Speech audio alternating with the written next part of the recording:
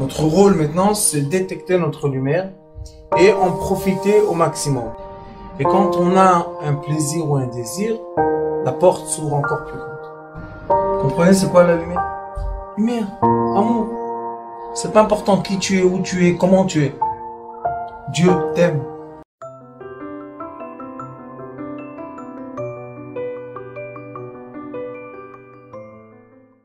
Le Rabbi Chaim Vital, l'élève du Hari Akadosh, va nous conseiller une prise de conscience très très intéressante. Il va nous dire Veye sameach afilu be'et tsarotav. Ça veut dire quoi?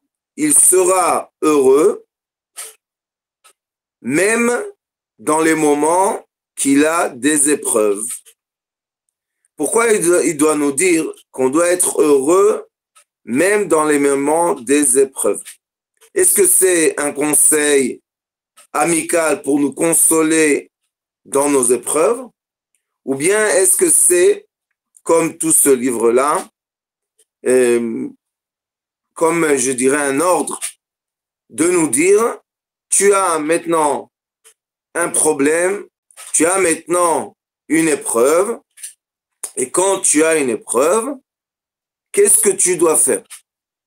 Beaucoup de personnes, la majorité je crois, pensent que quand ils ont une épreuve, comme nous sommes dans une éducation occidentale très sévère, de beaucoup de rigueur et pas trop d'amour, donc toujours nous avons une règle, c'est une éducation, c'est une programmation de notre cerveau. Nous avons une règle. Quelle est la règle? La règle est que tu es puni parce que tu es quelqu'un de pas bien. Et ils vont comparer les épreuves dans la vie comme des punitions. Or que tout cela est faux. Ça veut dire quoi que tout cela est faux? Il faut savoir que dans la vie, les épreuves, c'est une partie du trajet qu'on a demandé à faire. Les épreuves ne sont pas des punitions. C'est pas que maintenant je suis puni et ma punition est de passer une épreuve. Il faut effacer ça de notre conscience. Et d'aujourd'hui, j'espère que vous tous, vous allez comprendre que les épreuves, c'est juste un escalier dans la grande montée de la vie du moment qu'on est né jusqu'au moment qu'on va partir d'ici. Et il faut savoir que les épreuves, c'est comme si quelqu'un qui tire un ressort et quand on passe l'épreuve, quand on a réussi à se positionner de la bonne façon pour passer l'épreuve, l'épreuve disparaît comme elle n'était pas, mais nous, on a monté d'un degré de conscience, on est monté dans un degré de sagesse, on a eu un vrai changement intérieur parce que l'épreuve est là pour nous. L'épreuve n'est pas un essai dans la vie. L'épreuve est une partie de la vie, est un outil de la vie. Donc, il faut arrêter, et moi j'étais aussi dans ce schéma qui est très dangereux parce que les gens, pendant leur épreuve, veulent mourir. Ils veulent se punir au maximum. Ils se font du mal. Mais l'épreuve n'est pas là pour nous faire du mal. L'épreuve est là pour nous donner de la force.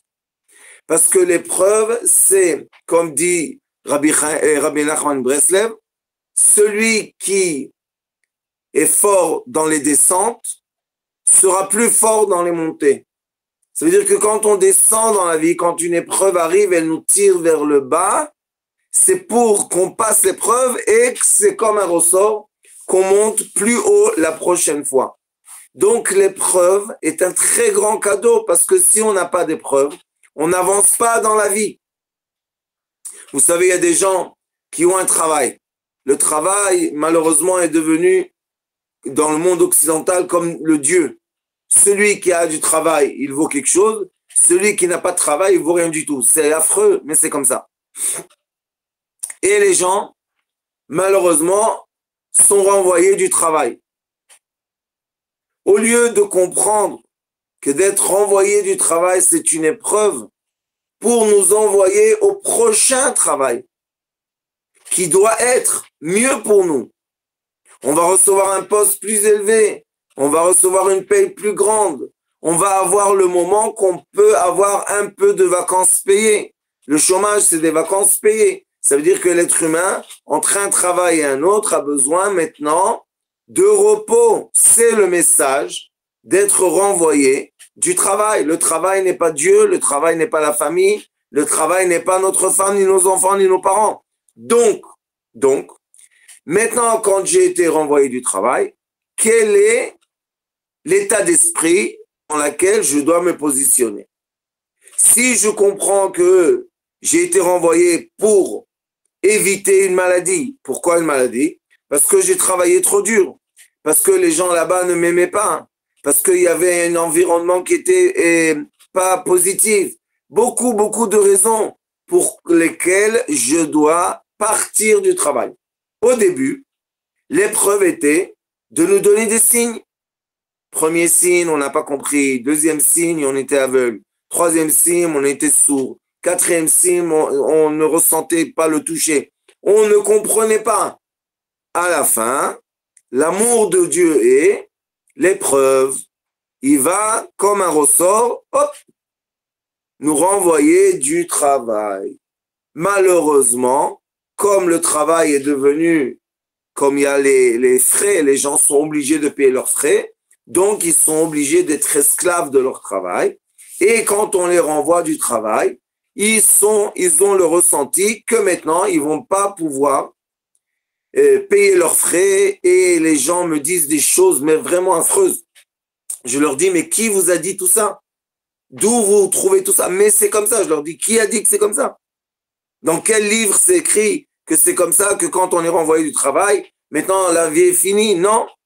Être renvoyé du travail, c'est tout simplement qu'on n'a pas compris le début de l'épreuve. Donc on a poussé l'épreuve parce qu'elle est là, je vous ai dit encore une fois, pour notre bien. Et bien l'épreuve, elle va nous pousser,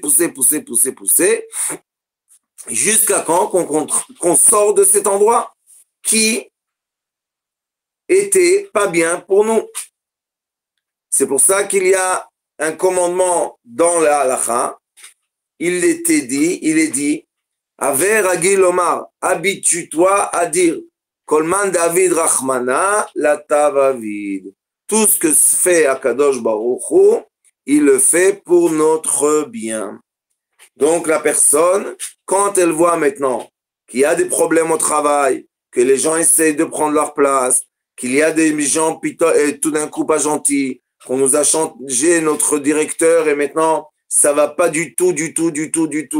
Et on commence à venir à la maison et on a mal au ventre et on a mal à la tête et on a la fièvre. Et je sais pas si vous savez qu'il y a un phénomène des gens qui sont malades à la fin de la semaine. Ils sont malades seulement la fin de la semaine.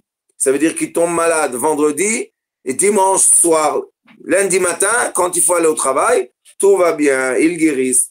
Ces gens-là ne sont pas guéris pendant la semaine. Ils sont en train de retenir malheureusement une maladie. C'est pas bien. Quelque chose ne va pas bien. Donc l'épreuve est là pourquoi? Pour nous aider, pour nous pousser à améliorer notre qualité de vie. Donc on est obligé de quitter, comme le Zohar HaKadosh dit, Meshane Makom, Meshane Mazal. Je change d'endroit, je change ma chance. Et même des fois quand je pense que ce travail était très bien pour moi et j'étais très content, mais je ne sais pas qu'il y a dans ce travail un futur dangereux. Donc, qu'est-ce qui fait Hachem? L'épreuve. Et quand il nous fait une épreuve, il faut comprendre, l'épreuve est là pour notre bien. C'est quoi une épreuve? Dit le Rambam, le Maïmoni. L'épreuve, c'est quand, écoutez bien les paroles des sages, l'épreuve est quand la main divine nous touche. Ça veut dire qu'on est tellement proche de Hachem qu'il nous prend vraiment dans les bras. Il nous prend tout le temps dans les bras. Mais des fois, il nous laisse marcher un peu tout seul pour penser qu'on est des gens qui marchent tout seuls. Mais il y a des moments, il nous prend dans les bras. Et c'est pour ça qu'on pense que l'épreuve, que Dieu nous en préserve, est quelque chose de négatif. Non, l'épreuve est un grand cadeau. L'épreuve est un grand rapprochement entre nous et le divin, avec toutes les forces du divin. Donc, comme il est écrit, la présence divine est là seulement quand on est samer, quand on est heureux. Ou mitzvah gdola liot besimcha. C'est un grand mitzvah, c'est une grande mitzvah d'être heureux, joyeux. Je dis pas de faire des bêtises, mais être heureux et joyeux, ça veut dire que être dans l'équilibre et dans la paix intérieure. La vraie joie est samer bechelko. Je suis heureux dans moi-même, qui je suis, comme je sais, je suis où je suis, ce que je suis. Et là, Baruch Hashem, qu'est-ce que c'est que l'épreuve? L'épreuve est un moment, un geste, une parole, quelque chose qui nous désestabilise. De quoi? On est désestabilisé d'une erreur dans laquelle on s'est enfoncé. Et on est dans une erreur qui est dangereuse pour nous. Donc arrive une épreuve. Et l'épreuve a l'air d'être quelque chose qui est contraire à notre direction d'énergie. Oui, c'est vraiment contraire à notre direction. Pourquoi? Parce que notre direction n'est pas bonne. On se trompe de direction.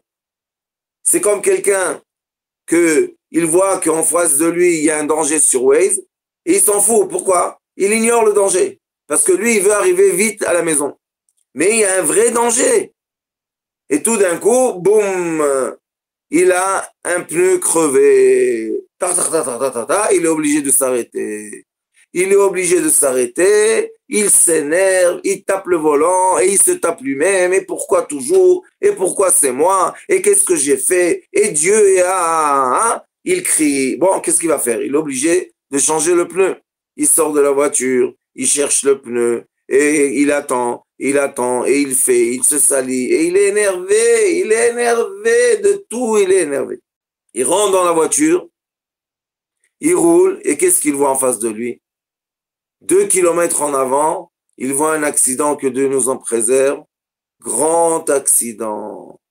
Il voit 2 voitures qui brûlent, que Dieu nous en préserve. Et là, il se dit, heureusement que mon pneu s'est crevé. Heureusement, merci mon Dieu. Il fait des photos de l'accident. Il envoie à sa femme, il lui dit, regarde, j'ai été sauvé. Merci mon Dieu. Ah, alors pourquoi tu t'es énervé quand tu as eu le pneu? Parce que c'est contraire à ma direction, contraire à ma volonté. Il faut comprendre ça, c'est quelque chose qui nous contrarie. Mais il ne faut pas être contrarié. Au contraire, il faut être content. Il faut être heureux. Il faut taper des mains. Et quand on est comme ça, qu'est-ce qu'on fait?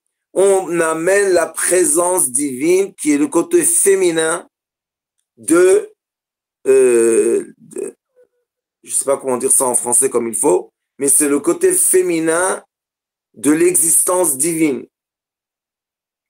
Et comme on a dit que l'épreuve, c'est le côté masculin de l'existence divine, quand on est content, qu'est-ce qu'on fait? On fait ichud, on fait l'union céleste, on crée l'union, parce que qu'est-ce qui s'est passé? Quand on est rentré dans un parcours qui est contraire à notre bien-être, on a séparé, la présence divine a été séparée, le masculin du féminin ont été séparés. Et comme ils ont été séparés, il n'y a pas de lumière. Il n'y a pas de lumière dans notre vie, donc on est dans une obscurité. Pour allumer la lumière, il faut avoir le plus et le moins, les 2 fils. électrique, les brancher à la lampe. Là, on a de la lumière. Mais quand on ne va pas dans le chemin, il y a un des fils qui s'est déconnecté. Alors, qu'est-ce qui se passe? On s'arrête. Et s'arrêter veut dire, je m'arrête et je fais l'essentiel. Je vais m'adresser vraiment à la correction de l'épreuve. Comment est la correction de l'épreuve? Simcha, regardez ce qu'il dit. Vie sameach. Tu dois être heureux. Dans quoi je dois être heureux? Tu dois être heureux.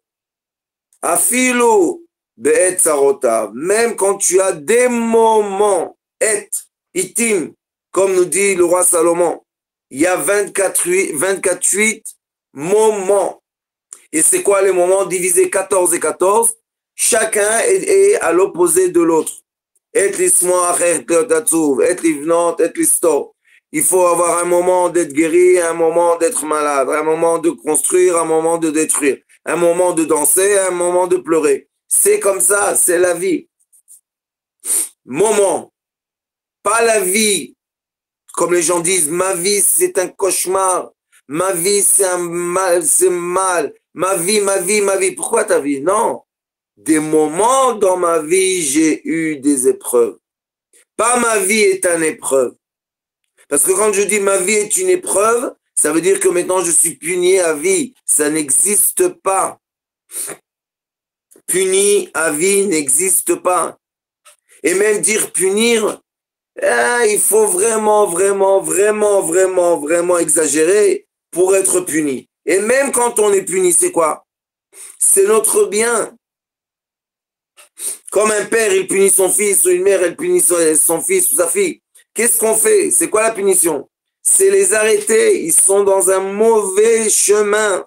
On veut les enlever du mauvais chemin. On veut arrêter ce chemin. On veut qu'ils prennent un autre chemin. Mais là, malheureusement, quand les gens sont punis, encore une fois, péjoratif, ils vont se dire, ah, je suis puni, on m'aime pas, on ne me veut pas, on m'accepte pas. Et là, malheureusement, les gens commencent à faire des grosses bêtises. Donc, des fois, il faut faire très attention comment on change le chemin de la personne. Comment on la met dans un bon chemin.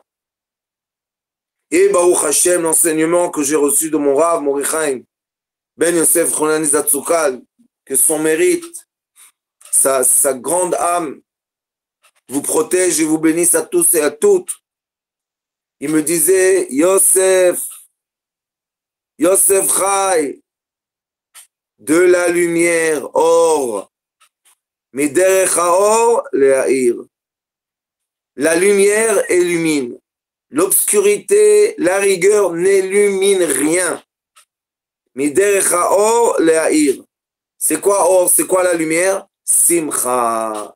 La joie. Pourquoi? Parce que de être en joie, ça ne veut pas dire de faire le fou et aller dans des boîtes de nuit. Ça, c'est pas la joie. Ça, c'est extrême de se décharger.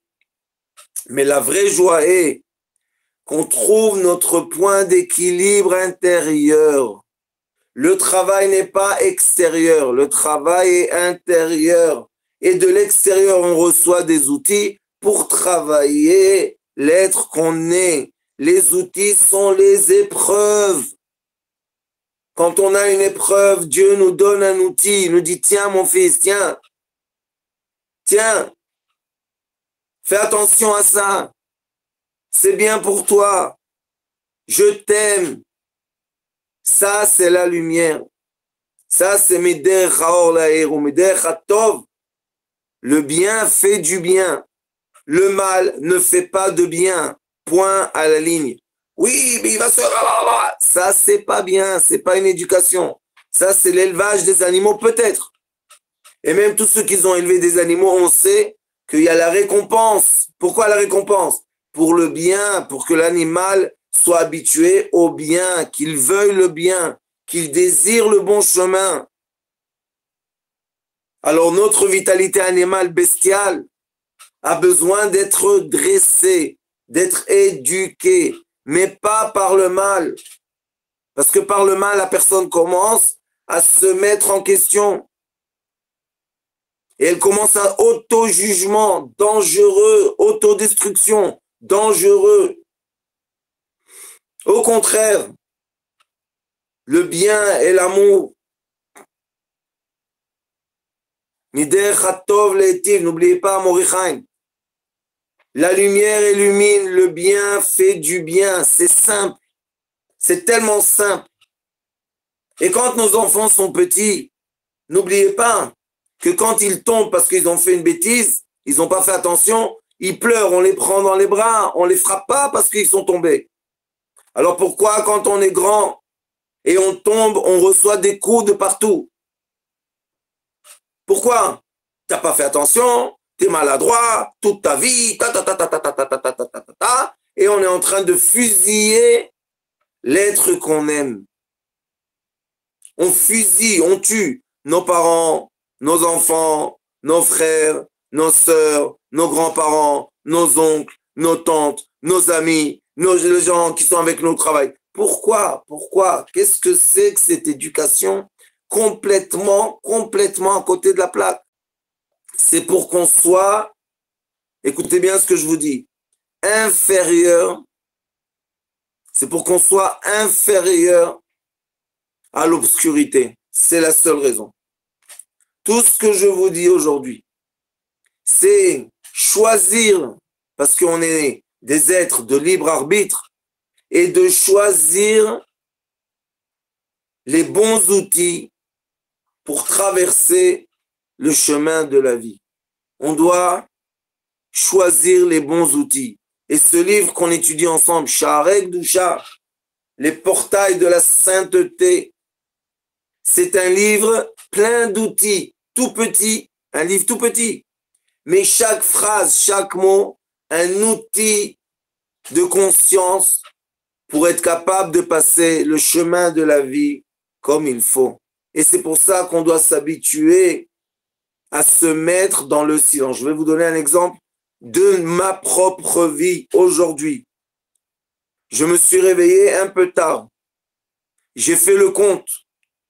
Combien de temps ça me prend pour prier? Est-ce que la prière va me mettre en retard du cours? Écoutez bien ce que je vous dis. Donc, j'ai fait la prière un peu plus vite que j'ai l'habitude. Et quand j'ai fait le Shemona Esrei, je me suis mis debout et je me suis dit, pourquoi dans moi, il y a quelque chose qui cavale? Il y a quelque chose qui veut courir. Il y a quelque chose qui veut rattraper le temps. C'est impossible de rattraper le temps. Alors, si je me suis réveillé un peu tard, il y a une raison. Écoutez, Rabbi Lionel a oublié le cours aujourd'hui. Il ne sait pas pourquoi il a oublié le cours aujourd'hui. Parce que lui, il a oublié le cours parce que moi, je me suis réveillé tard. Normalement, il m'envoie un réveil une demi-heure avant. Je reçois un message qui me dit il y a dans une demi-heure le cours. Et normalement, je me lève tôt. Aujourd'hui, je ne sais pas. Bon. Et je fais la prière. Je me dis, rentre dans le silence. Rentre dans le point zéro. Je me positionne comme il faut. J'ai prié Baruch Hashem comme il faut. J'ai eu la paix intérieure.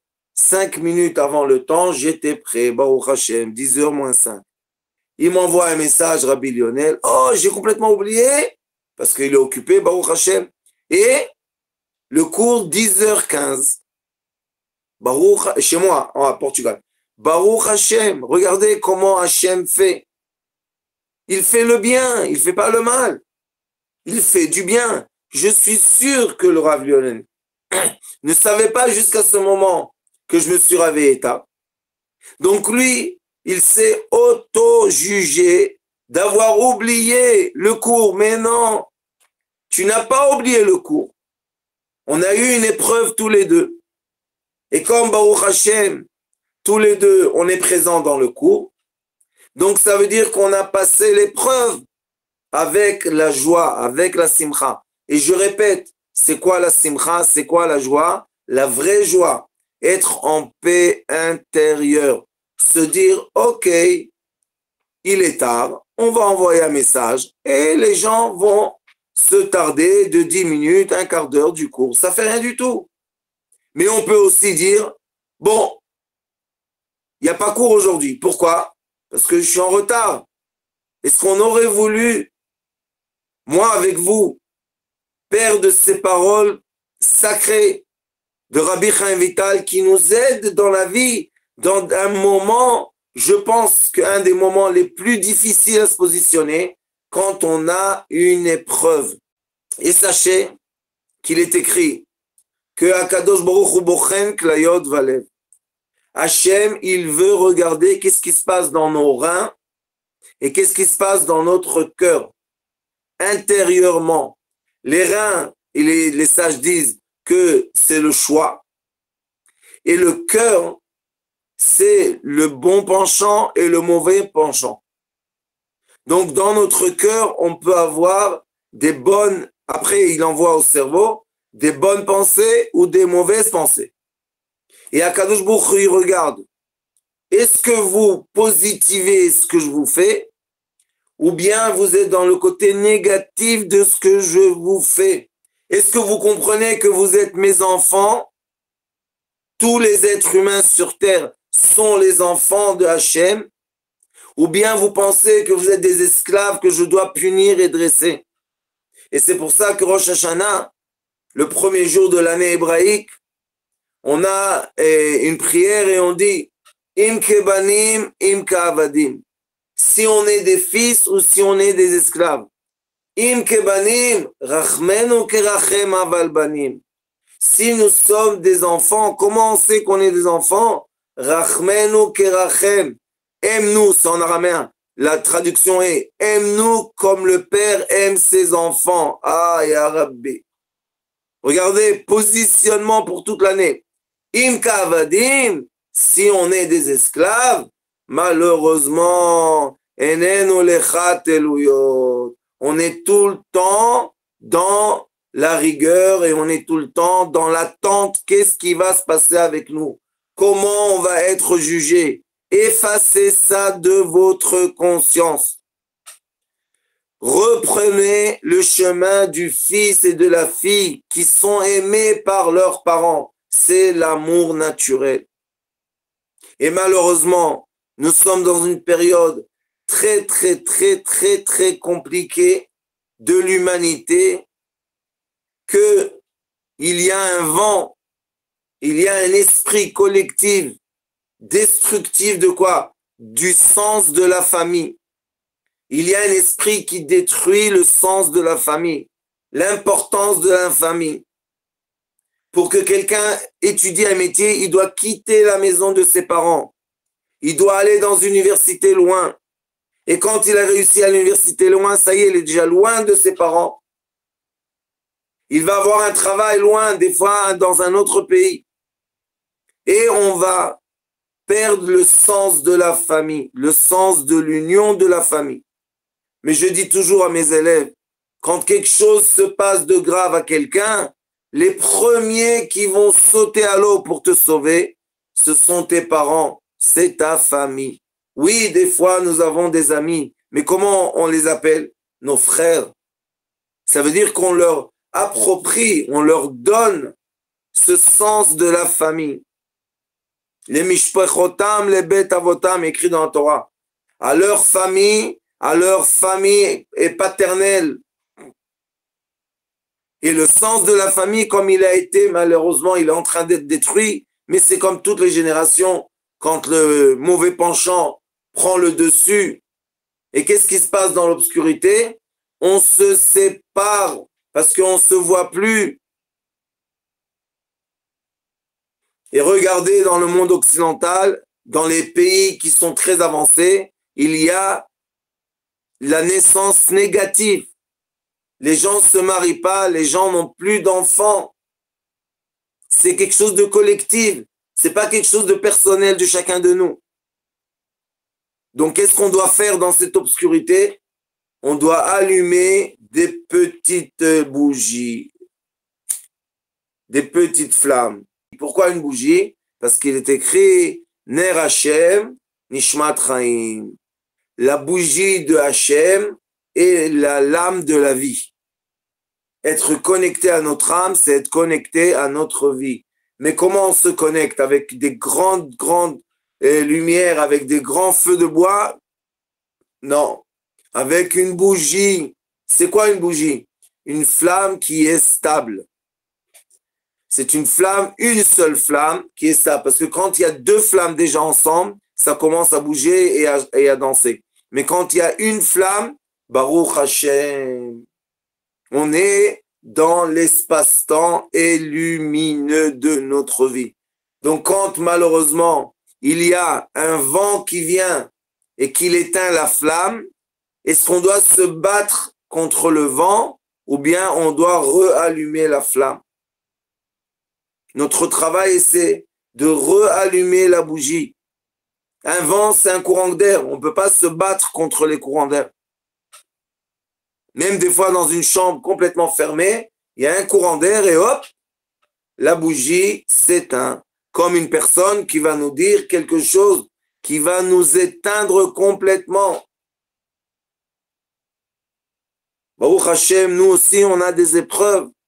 On a l'amour de Hashem très proche, très collé à nous. Alors ma femme, la tzadek, elle a dit à quelqu'un dernièrement, elle lui a dit, tu sais, tant que je suis collé à mon mari, rien peut m'éteindre.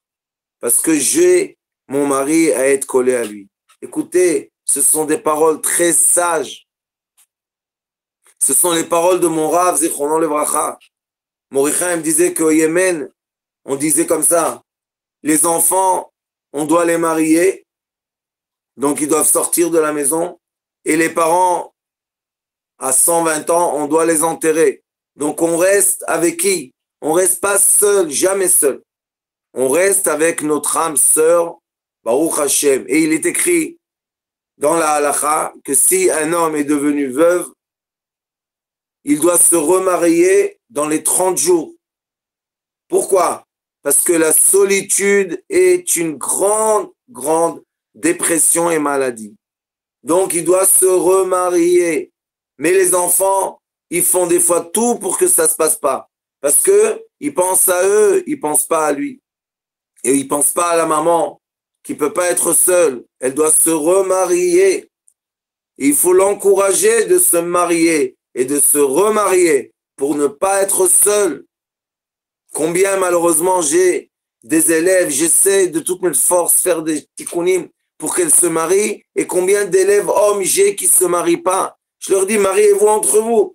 Non, il n'est pas assez haut, il n'est pas assez beau, il n'est pas assez riche, il n'est pas assez comme ça, elle n'est pas assez belle, elle n'est pas assez chose, elle n'est pas... Et on reste seul. Hein? Au lieu d'être marié, Baruch Hashem, qu'on rentre à la maison, qu'il y ait quelqu'un qui nous attend, qu'on puisse téléphoner à quelqu'un qui nous aime. Pas qu'on est fou amoureux. Je l'adore. Non. Il faut aimer de façon stable. Et vous croyez que dans le couple, il n'y a pas d'épreuves? Il y a des épreuves. Quand est-ce qu'il y a une épreuve? Parce qu'on s'est trop éloignés les uns des autres. Donc, on doit rallumer la bougie, la flamme de notre âme, parce que l'âme, c'est seulement quand on a le masculin et le féminin ensemble. Mais quand on n'a pas l'union du masculin et féminin, on n'est pas dans l'âme. On est seulement maximum dans l'esprit, dans le ruach, mais on n'est pas dans la neshama. La neshama, on reçoit seulement les deux ensemble quand on est marié. Quand on n'est pas marié, on peut être au ruach. C'est une grande madriga. C'est un niveau très élevé, Baruch Hashem. Mais il y a un niveau d'union. Atteindre l'union. Echad. Shema Israël. Hashem Elokeinu Hashem Echad. Atteindre le Echad. Pour ça, il faut avoir l'âme. Donc, dans la vie, pour avoir la simcha, il faut être connecté. Il faut être ensemble. Comme disent les Chinois, yin-yang. Il faut mettre en harmonie le masculin et le féminin. Dans chaque féminin, il y a quelque chose de masculin qui veut, comme un aimant, s'attirer au côté féminin qui existe dans le côté masculin. Donc, nous avons le féminin extérieur et le masculin extérieur, et nous avons l'inverse à l'intérieur. Dans le masculin extérieur, il y a un point de féminin intérieur. Et dans le féminin extérieur, il y a un point de masculin intérieur. Et ils veulent se connecter complètement. Ça veut dire que les deux polarités extérieures veulent être unies comme les deux polarités intérieures. Baruch Hashem. Et quand on est dans la simcha, quand on est dans la joie, quand on est dans l'équilibre, quand on cherche à l'intérieur la lumière et non pas se battre à l'extérieur avec l'obscurité. Vous savez, quand on est dans un endroit, dans la forêt ou quoi, quand on veut allumer une bougie, on fait comme ça avec la main. Parce qu'on a peur du vent extérieur. Donc on va allumer comme ça. Et après on va protéger. Donc on va protéger la lumière intérieure. Et on ne va pas se battre avec les forces extérieures. Et quand on est dans cette paix, Baruch Hashem, le chemin de notre vie est magnifique. Vraiment, tout se peint en bonne couleur. Ça ne veut pas dire qu'on va arrêter d'avoir des épreuves parce que ce monde est un monde d'épreuves. Mais ça veut juste dire qu'on a les bons outils pour passer les épreuves. Je vous bénis et souhaite à tous que vous prenez chacun ses épreuves personnelles parce qu'il n'y a pas d'épreuves qui se ressemblent. Épreuves personnelles et vous les transformez en lumière intérieure magnifique. On augmente la joie. C'est quoi augmenter la joie? Augmenter la paix intérieure. Et c'est pour ça que quand on va réussir à retrouver la flamme intérieure, Nishmat Adam, Ner Hashem, Nishmat Adam, quand on va retrouver l'âme intérieure pour chercher à l'intérieur de nous et illuminer l'obscurité. D'accord? Illuminer les or-aner. On peut dans la vie seulement évoluer. On peut seulement s'illuminer soi-même avec toutes les qualités qu'on a et tous les défauts qu'on a ensemble, tous ensemble, unis pour s'élever. Merci beaucoup.